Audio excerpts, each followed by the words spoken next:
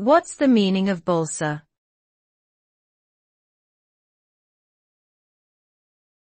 Balsa.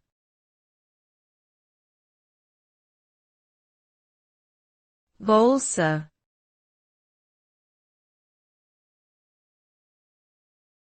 Balsa.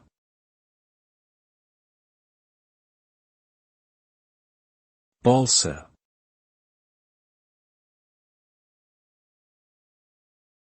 Balsa is a type of lightweight wood that is commonly used in various applications, including model making, crafting, and even as a core material in some types of watercraft.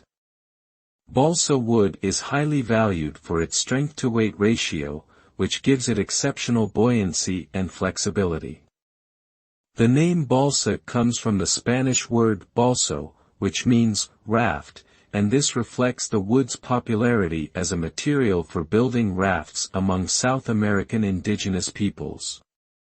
Balsa is also sometimes used in the construction of some musical instruments, such as guitars and harps.